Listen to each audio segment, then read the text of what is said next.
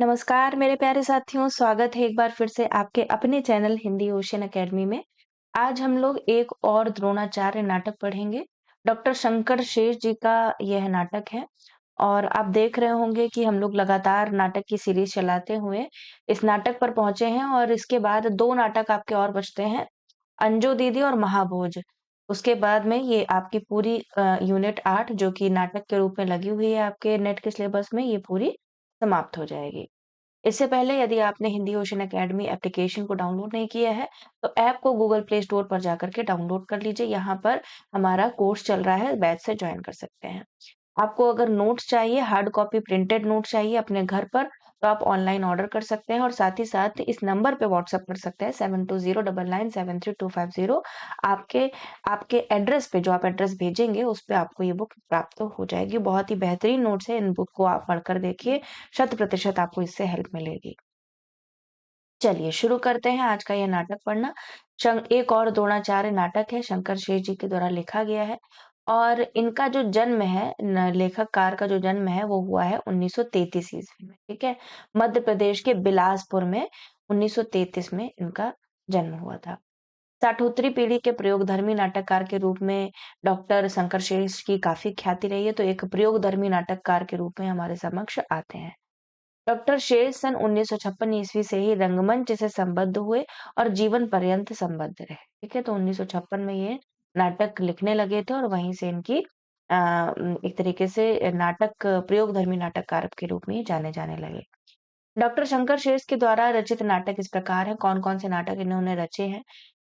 नाट्य साहित्य में देखें तो मूर्तिकार इनका है 1955 ईस्वी, रत्नगर्भा 1956, नई सभ्यता नए नमूने 1956, बेटों वाला बाप 1958, अप्राप्य तिल का ताड़ 1958, बिन बाती के दीप 1968, बाढ़ का पानी 1968, बंधन अपने अपने 1969, खजुराहो का शिल्पी इम्पोर्टेंट है 1975, फंदी 1971, एक और द्रोणाचार्य जो कि आपको पढ़ने जा रहे हैं इस समय 1977 में प्रकाशित हुआ था। कालजयी 1973, घरौंदा 1974, अरे मायावी सरोवर 1974, रक्त बीज 1976, राक्षस 1977, पोस्टर 1977, चेहरे 1978, कोमल गांधार 1979, आधी रात के बाद 1981। इस प्रकार से इन्होंने इतने सारे नाटकों की रचना की है। एकांकी नाटक की बात करें तो विवाह मंडप आता है इनका 1957 में, हिंदी का भूत 1958, त्रिभुज का चौथा कोण इम्पोर्टेंट है ये 1971 में आया, एक प्याला कॉफी 1979, जाए बहार 1981, पुलिया, ये इनके एकांकी नाटक के रूप में आते हैं। अब चलते हैं मुख्य बिंदुओं की ओर। इस नाटक का जो प्रकाशन है, एक और द्रोणाचार्य नाटक का प्रकाशन 1977 में हुआ था, 1977 में, 2 भागों में विभाजित है। यह नाटक पौराणिक कथा महाभारत के माध्यम से आज की शिक्षा व्यवस्था में व्याप्त भ्रष्टाचार को रेखांकित करता हुआ इसे प्राचीन परंपरा से जोड़ता है। तो आप इसमें देखेंगे उत्तरार्ध और पूर्वार्ध 2 प्रकार की कहानी चलती है और पौराणिक महाभारत की कथा के भी इसमें पात्र लिए गए हैं, जो आज की शिक्षा व्यवस्था पर सवाल उठाते हैं। ठीक है? तो विषय वस्तु देख लेते हैं। ये जो नाटक है ये ऐसा नाटक है जिसमें आधुनिक शिक्षक अरविंद की तुलना द्रोणाचार्य से की गई है। ठीक है? आप नाम से भी देख रहे होंगे, एक और द्रोणाचार्य। अरविंद की तुलना किससे की गई है? द्रोणाचार्य से। जो द्रोणाचार्य की तरह अपनी समस्याओं से बचने के लिए अपने सिद्धांतों से समझौता कर लेता है और धीरे-धीरे पाप और कुकर्म के दलदल में धँसता चला जाता है। चाहता भी नहीं है, लेकिन होता है ना, सिस्टम ऐसा है, उस सिस्टम से आगे बढ़कर अगर मनुष्य सोचता भी है कि कुछ अलग किया जाए, कुछ इस पर सवाल उठाए जाने चाहिए या फिर दूसरा कदम लेता है जहाँ पर सभी लोग होते हैं, उसकी जगह ना जाकर के वो सत्य के मार्ग पे चलने का अगर बीड़ा उठाता है, तो भी उसको घसीट कर पीछे की ओर मोड़ दिया जाता है। ठीक है? तो ये एक तरीके से विवश अरविंद की कहानी है, आप इसमें देखेंगे। इस नाटक में 2 कथाएँ एक साथ समांतर रूप से चलती हैं। एक अरविंद की, दूसरी द्रोणाचार्य की। ठीक है? तो आप देखेंगे तो आधुनिक परिवेश में अरविंद का नाम लिया जाएगा और द्रोणाचार्य पौराणिक कथा के अनुसार में इनकी कथा चलती है। नाटककार ने प्राचीन महाभारत के द्रोणाचार्य की कथा को आधुनिक संदर्भ में व्याख्यायित किया है। यह नाटक मूल रूप से आधुनिक शिक्षा में फैले भ्रष्टाचार, पक्षपात, राजनीतिक घुसपैठ आदि समस्याओं को रेखांकित करता है। तो ये कीवर्ड्स याद रखिएगा, इस नाटक के ये कीवर्ड्स हैं। नाटक मूल रूप से एक मध्यवर्गीय परिवार में व्यक्ति की असहाय बेबसी का चित्रण करता है। तो असहाय बेबसी किसकी है? अरविंद की है। इस नाटक की कथा वस्तु मूल रूप से पूर्वार्ध और उत्तरार्ध में विभक्त है, जैसा कि बताया 2 भागों में विभक्त है ये नाटक। पात्रों की बात करें तो सबसे मुख्य पात्र के रूप में अरविंद आता है, एक मध्यवर्गीय प्राइवेट कॉलेज का अध्यापक है ये। लीला अरविंद की पत्नी है। यदु अरविंद का साथी मित्र है, शिक्षक है यदु। ठीक है। यदु में और विमलेंदु में कंफ्यूज मत होइएगा। विमलोंदु जो है उसकी मृत्यु हो चुकी है, लेकिन जो यदु है वो उसको समझाता है अरविंद को। ठीक है। प्रेसिडेंट राजकुमार का बाप है, शिक्षा का व्यवसाय करने वाला है प्रेसिडेंट। राजकुमार प्रेसिडेंट का बेटा है। प्रिंसिपल 60 वर्ष का व्यक्ति है और प्रेसिडेंट का चाटुकार है। चाटुकार ना हो तो इस कॉलेज में रहे ही ना, है ना? प्राइवेट एक तो कॉलेज है। विमलेंदु अरविंद का मित्र अध्यापक जिसकी हत्या हो चुकी होती है। चंदू कौन है? चंदू 20 वर्ष का लड़का है, कॉलेज में ही पढ़ता है, अरविंद का चहेता शिष्य है, जिसे नकल का झूठा आरोप लगाकर कॉलेज से निकाल दिया जाता है। अनुराधा चंदू की प्रेमिका है, जिस पर राजकुमार बलात्कार का प्रयास करता है, अंत में आत्महत्या करती है। प्रेसिडेंट कौन है? चंदू को नकल करते पकड़ने वाले अध्यापक है प्रेसिडेंट। सुदीप अरविंद का बेटा है। ठीक है, तो ये इतने पात्रों की चर्चा की गई है। और आगे चले तो पौराणिक पात्रों की बात करें तो जो महाकालीन पात्र हैं उसमें सबसे पहला नाम आता है किसका? द्रोणाचार्य का। फिर कृपि कौन है? द्रोणाचार्य की पत्नी है और अश्वत्थामा की माता है। अश्वत्थामा द्रोण का और कृपि का पुत्र है। द्रुपद, भीष्म, अर्जुन, एकलव्य युधिष्ठिर धृष्टद्युम्न सैनिक, तो इन सब नामों की चर्चा इस नाटक में आती है। ठीक है। बाकी इस नाटक में 2 कथाएं समांतर रूप से चलती हैं। इस नाटक में पुराने कथानक द्वारा आधुनिक समस्याओं का समाधान ढूंढा गया है। सारांश अगर देखें तो पूर्वार्ध का जो सारांश वो इस प्रकार है कि नाटक में आधुनिक कथा का नायक जो है अरविंद एक मध्यवर्गीय परिवार से संबंधित प्राइवेट कॉलेज का अध्यापक है, जिसे अपनी कैंसर ग्रस्त माँ का इलाज करवाना है। ठीक है। विधवा बहन का परिवार चलाना है तथा अपने बेटे को मेडिकल कॉलेज भेजना है। इन सारी जिम्मेदारियों के बावजूद वो अपने सिद्धांत के अनुसार कॉलेज के प्रेसिडेंट के बेटे राजकुमार को परीक्षा में नकल करते हुए पकड़ लेता है। ठीक है। तो जो प्रेसिडेंट का बेटा है राजकुमार बेधड़क नकल करता है, तो उसको मतलब देखते हुए ही गुस्सा आता है, जानता है कि वो छूट जाएगा और जानता है वो गलत कर रहा है, फिर भी उसकी आत्मा नहीं मानती और आखिरकार उसको नकल में पकड़ लेता है। किंतु अपने मित्र यदु, पत्नी लीला और प्रिंसिपल के कहने पर राजकुमार की रिपोर्ट नहीं भेजता है ना? उनकी नौकरी चली जाएगी अगर ऐसा करेंगे तो। तथा प्रेसिडेंट के साथ मिलकर कॉलेज का प्रिंसिपल बन जाता है। कौन? अरविंद। ना चाहते हुए भी बन जाता है। ठीक है। यहाँ पे बिंदी होगी। उसके प्रिय शिष्य चंदू को कॉलेज से बाहर निकाल दिया जाता है। नाटक में अरविंद का एक मृत मित्र विमलेंदु बार-बार आता है, जो उसे अपने द्वारा रचित द्रोणाचार्य नाटक सुनाता है, जो महाभारत काल के द्रोण की कथा पर आधारित है। इस कथा में अश्वत्थामा का कृपि से दूध पीने की याचना करना, द्रोणाचार्य का द्रुपद के पास मदद मांगने के लिए जाना, द्रुपद द्वारा द्रोणाचार्य का अपमान करना, के कहने और अपनी पत्नी कृपि के दबाव के कारण द्रोणाचार्य का पांडवों तथा कौरवों का गुरु बनना तथा अंत में अर्जुन के सामने एकलव्य से गुरु दक्षिणा में उसका अंगूठा मांग लेने की कथा का वर्णन इसमें देखने को मिलता है। उत्तरार्ध की बात करें तो उत्तरार्ध की पूर्वार्ध पहले का भाग, ठीक है, उत्तरार्ध बाद का भाग, जो दूसरा भाग है इसकी कथा कुछ इस प्रकार है कि उत्तरार्ध की कथा का आरंभ लीला के सुख से बीत रहे जीवन से होता है, क्योंकि वो प्रेसिडेंट बन गया है। अब उसने तो चंदू का साथ ना दे करके जो प्रेसिडेंट का लड़का होता है राजकुमार उसको रिहा कर दिया है ना, तो उसको प्रेसिडेंट बना दिया गया और वो अपनी आराम की जिंदगी जी रहा है, लेकिन दिल में एक मलाल है जो अरविंद है उसके, लेकिन उसकी पत्नी आराम आराम से जीवन जी रही है। जहाँ अचानक अरविंद आकर कहता है कि उसने प्रेसिडेंट के गुंडे बेटे राजकुमार को अपनी ही कॉलेज की एक लड़की अनुराधा के साथ बलात्कार करने की कोशिश करते हुए पकड़ा है। पहले नकल करते हुए पकड़ा तो छोड़ दिया, फिर दूसरा केस ये आया और वह उसे जरूर सजा दिलवाएगा। यहाँ भी उसे उसका मित्र यदु और पत्नी लीला रोकती है, लेकिन वह नहीं मानता। अनुराधा जब उसके घर पूछने आती है कि वह उसकी मदद करेगा या नहीं, तभी प्रेसिडेंट उसको यह धमकी देता है कि अगर वह अनुराधा की मदद करेगा तो वह उस पर गबन का आरोप लगाकर जेल भेज देगा। एक बार फिर अरविंद को अपने पारिवारिक सुख के लिए अपने सिद्धांतों से समझौता करना पड़ता है। इस पर अनुराधा बताती है कि उसका प्रेमी चंदू ठीक ही कहता था कि आप बड़े-बड़े निरर्थक शब्द थूकने वाले नपुंसक बुद्धिवादी हैं। किसको बोलती है ना? ये बोलती है अरविंद को। कौन बोलती है? अनुराधा बोलती है। तो बातचीत होती होगी क्योंकि चंदू की प्रेमिका थी अनुराधा।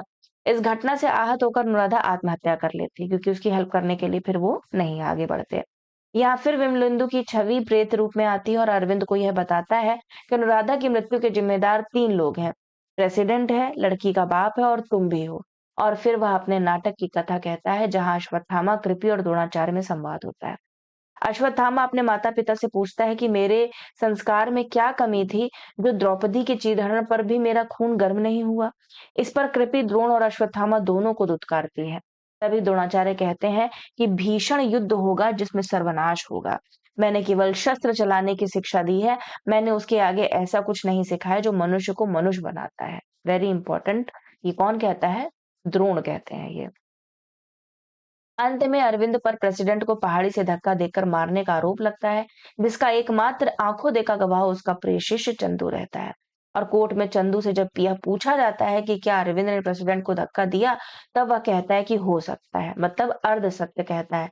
जैसे आप देखेंगे महाभारत की कथा में कौन मारा गया, अश्वत्थामा मारा गया या अश्वत्थामा के रूप में जो कुंजर था वो मारा गया, तो वही अर्ध सत्य ले डूबता है। तभी फिर विमलेंदु का रूप आता है और द्रोणाचार्य की मृत्यु की कथा कहता है, जहाँ रणभूमि में युधिष्ठिर द्रोण को कहते हैं। कौन कहता है? युधिष्ठिर कहता है ना, द्रोण को कहते हैं। पूछता है कि अश्वत्थामा अवश्य मारा गया, वह नर था या कुंजर? तेज शंख ध्वनि कोलाहल जिससे द्रोणाचार्य अपना शस्त्र रखकर निहत्थे हो जाते हैं और धृष्टद्युम्न उनका वध कर देता है। विमलेंदु अरविंद से कहता है कि तुम आधुनिक युग के द्रोणाचार्य हो, जो व्यवस्था के दबाव के कारण कभी प्रलोभन, कभी आतंक से अपने सिद्धांतों से समझौता करते हो। तुम हो एक और द्रोणाचार्य। ठीक है, तो ये कथा का सारांश हो गया।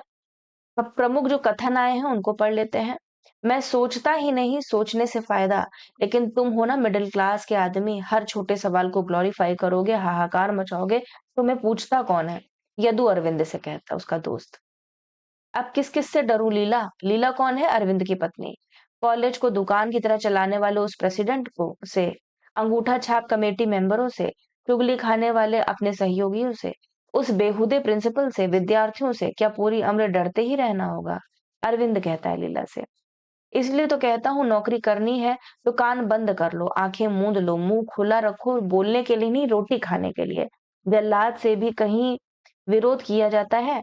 मुझे तो सुबह से शाम तक गाली देता है, गधा और उल्लू का पट्टा कहता है, पर क्या करूं, सुनता हूँ। सुनूंगा नहीं तो जाऊंगा कहाँ? नौकरी जो करनी है। कौन कहता है ये? अरविंद लीला से कहता है।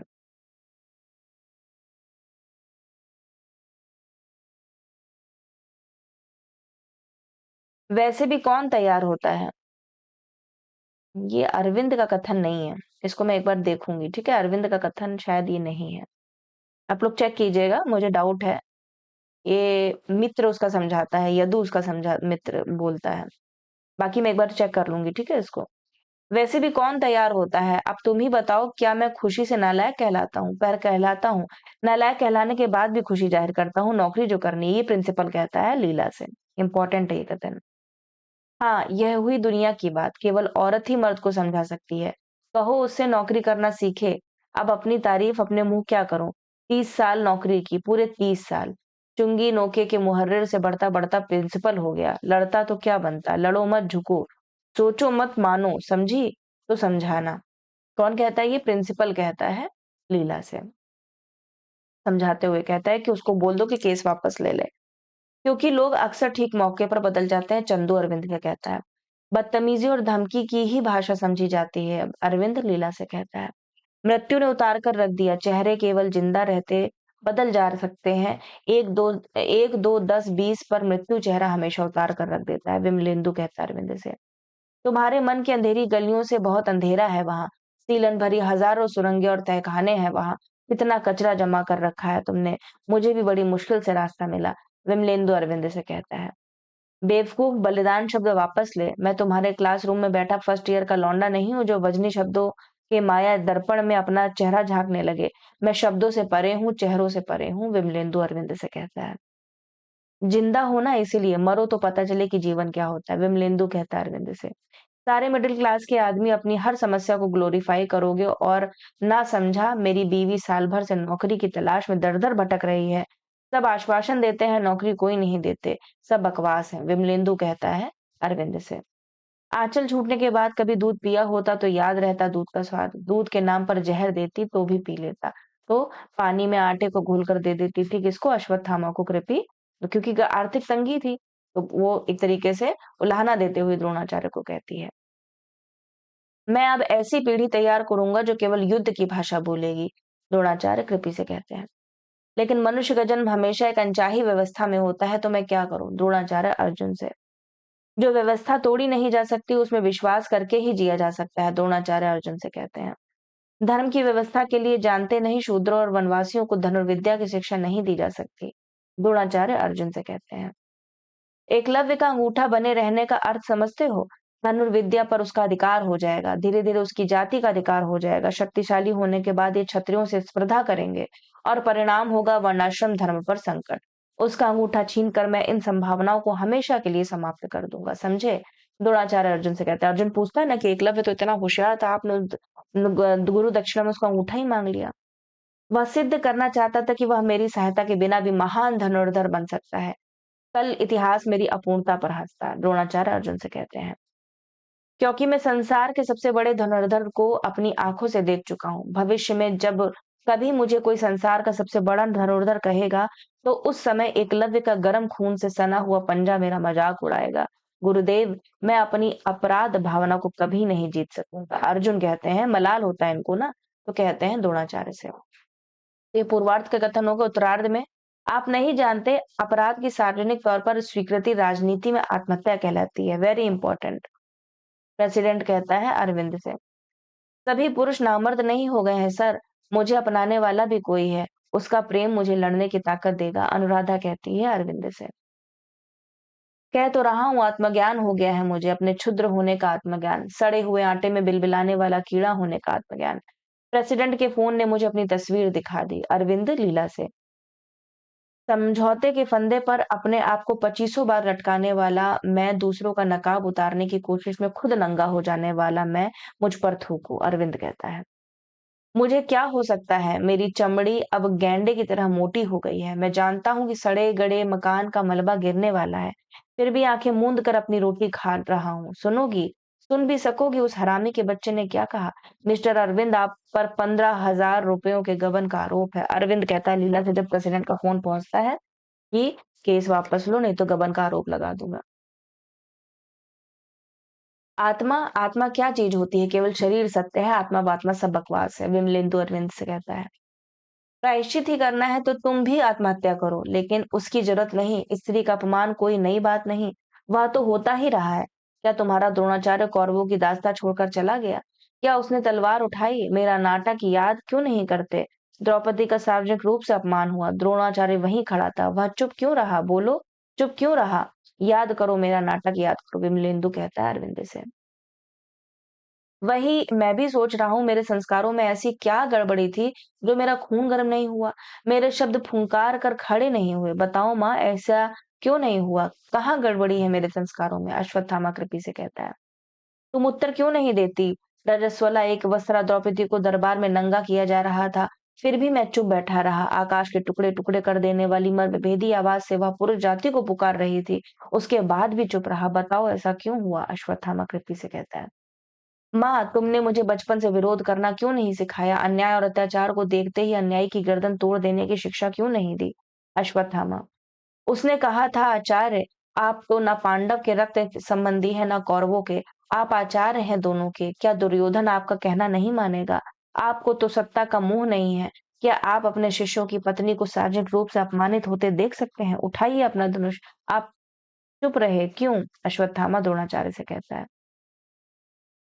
अपना नपुंसक आचरण ढकने के लिए मुझ पर आरोप लगाते हुए तुम्हें थोड़ी सी लज्जा नहीं आती? मैं पूछती हूँ, तुम्हारा आचार्यत्व कहाँ मर गया?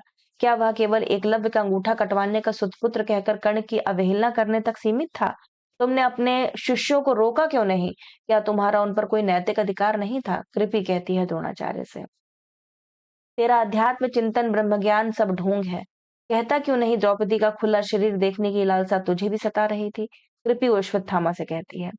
बहुत होता कौरव मिलकर तुम दोनों पर हमला करते, तुम्हारा वध कर देते। उस अवस्था में मैं इतनी दुखी नहीं होती जितनी आज हूँ, कृपि द्रोणाचार्य से कहती है। वही दिन था, उस दिन भूख मेरे सिद्धांत से बड़ी हो गई। वेरी इंपॉर्टेंट, ये पूछा जा चुका है कथन। प्रतिशोध ने विवेक को जीता, उस दिन तुमने मुझे भड़काया, उस दिन तुमने मुझे राजकीय अन्न की दास्ता में धकेला। द्रोणाचार्य कृपि से कहते हैं। और उस राजकीय अन्न की दास्ता ने मेरा विवेक खरीदा, मेरी न्याय बुद्धि खरीदी। मुझे एकलव्य का अंगूठा काटना पड़ा, मुझे कर्ण और होनहार विद्यार्थियों की को व्यवस्था की आड़ लेकर ठुकराना पड़ा। पक्षपात क्षुद्रता ने मेरा स्वायत्त छीन लिया। अश्वत्थामा उस समझौते ने मुझे कभी सही आदमी नहीं बनने दिया। तब मैं सही आदमियों का कहाँ से निर्माण करता? द्रोणाचार्य अश्वत्थामा से कहते हैं। अगला है, उस दास्ता ने मुझे सुरक्षा दी, झूठी प्रतिष्ठा दी, सुविधाओं ने मेरी धार मोथरी कर दी। मेरे भीतर के उस आदमी को जगाया जो बदला लेता है, जो अपने अहंकार को संसार से बड़ा मानता है। द्रुपद से बदला लेने के लिए मैंने अपने विद्यार्थियों को युद्ध का अनुवाद दिया, उनका उपयोग अपने स्वार्थ के लिए किया। कृपि, मैं हर दिन छोटा आदमी होता गया। द्रोणाचार्य कहते हैं कृपि से। अश्वत्थामा, मुझे जलता हुआ भविष्य दिखाई दे रहा है। मुझे दिशाओं को बहरा बनाने वाला युद्ध का कोलाहल सुनाई पड़ रहा है। मुझे अपने विद्यार्थियों के शव दिखाई दे रहे हैं। अपने दारिद्र्य से बदला लेने की मेरी हिंसक भावना मुझे भी ग्रस रही है। द्रोणाचार्य अश्वत्थामा से।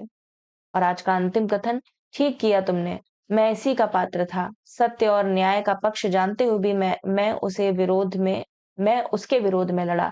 अपने ही शिष्यों के विरुद्ध। राजकीय अन्न की दास्ता समझौते का चरित्र ठीक किया तुमने। इस समय तुम्हारा झूठ बोलना ही धर्म है।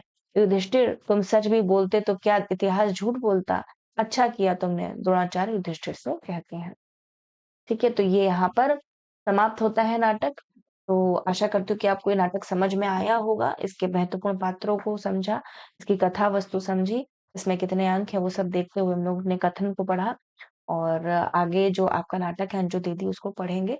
रिवीजन करते रहिए और देखते रहिए हिंदी ओशन अकेडमी। मिलते हैं अगले वीडियो के साथ में, तब तक सभी का आभार एवं धन्यवाद।